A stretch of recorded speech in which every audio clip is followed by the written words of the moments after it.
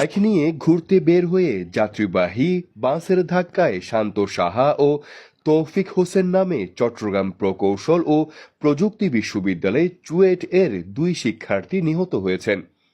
এই ঘটনায় বাসে আগুন দিয়েছে বিক্ষুব্ধ শিক্ষার্থীরা। সোমবার 22 এপ্রিল বিকেলে চুয়েটের দুই শিক্ষার্থীর নিহতের খবরে ক্ষুব্ধ হয়ে ওঠেন বিশ্ববিদ্যালয়ের শিক্ষার্থীরা। সন্ধ্যায় চুয়েট ক্যাম্পাসের সামনে একটি বাসে আগুন দিয়েছে বিক্ষুব্ধ শিক্ষার্থীরা।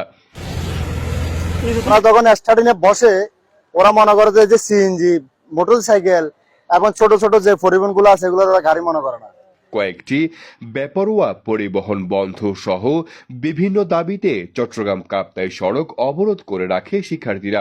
আমাদের দাবি হতেছে মেইনলি এই মহাসড়কের যে অ্যাক্সিডেন্টের মূল কারণ বাস, শাহমানত বাস এবং এবি ট্রাভেলস বাস, এই দুইটা বাস আসলে বন্ধ করার দাবি জানাইতেছি। এই দুইটা বাসই সবথেকে। চুয়েট ক্যাম্পাসের সামনে অবরোধ ও গাড়িতে অগ্নিসংযোগের ভিডিও ধারণের সময় সাংবাদিক মোহাম্মদ হাবিবুর রহমানকে লাঞ্ছিত করেন চুয়েট শিক্ষার্থীরা।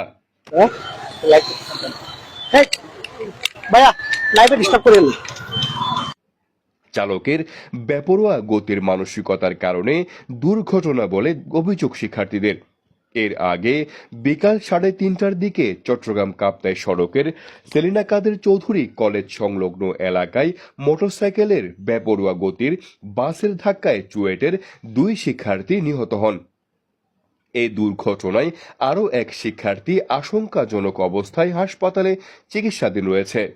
নিহত দুই শিক্ষার্থী হলেন চুয়েটের পুরকৌশল বিভাগের 20তম ব্যাচের শিক্ষার্থী শান্ত সাহা ও 21তম ব্যাচের শিক্ষার্থী তৌফিক হোসেন।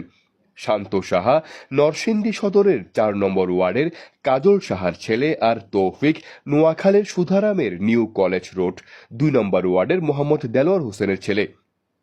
পুলিশ ও স্থানীয় সূত্রে জানা যায়, দুপুরে মোটরসাইকেল নিয়ে ঘুরতে বের হন 3 শিক্ষার্থী।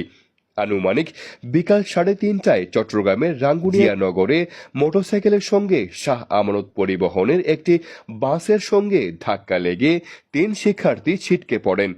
এ সময় ঘটনাস্থলে মারা যান শান্ত সাহা এবং গুরুতর আহত অবস্থায় হাসপাতালে নেয়ার পর মারা যান তৌফিক হোসেন। মোটরসাইকেলে থাকা অন্য শিক্ষার্থী জাকারিয়া হিমু চট্টগ্রামের এভার কেয়ার হাসপাতালে ভর্তি আছেন। চুয়েটের উপাচার্য অধ্যাপক ডক্টর মোহাম্মদ রফিকুল আলম বলেন, বিশ্ববিদ্যালয়ের খরচে আহত শিক্ষার্থীর চিকিৎসার ব্যবস্থা করা হবে। নিহত দুই শিক্ষার্থীর মরদেহ গ্রামের বাড়িতে পাঠানোর ব্যবস্থা করা হচ্ছে বলেও জানান তিনি। সেই সঙ্গে বাস চালকের বিরুদ্ধে বিশ্ববিদ্যালয়ের পক্ষ থেকে মামলা করা হবে। রাউজান থানার ভারপ্রাপ্ত কর্মকর্তা জাহিদ হোসেন বলেন, একটি বাসে অগ্নিসংযোগ করা হয়। পরে ফায়ার সার্ভিসের কর্মীরা ঘটনাস্থলে গিয়ে আগুন নিয়ন্ত্রিত করে। রাত 9টায় যানবাহন চলাচল স্বাভাবিক হয়। ওরা এমন বাজে গাড়ি চালায় কি মানুষ মরে না বাসে, ওরা কোনো কিছুকে ভেদাভেদ করে নাই। ওরা ওদেরকে যাই মানুষে বলে ওরা কিছু মন যেমন করে তারা তেমন চলে। কারণ হলো একমাত্র ড্রাইভারের রঙের কারণে। কাপ্তাই রোড হলে সীমিত, এই রোডে গাড়ি চালাইতে হলে গাড়িটা এটা সিঙ্গেল করে চালাইতে হইব। এখানে হাজার হাজার সিএনজি আছে, আরো হাজার হাজার বাস চলে।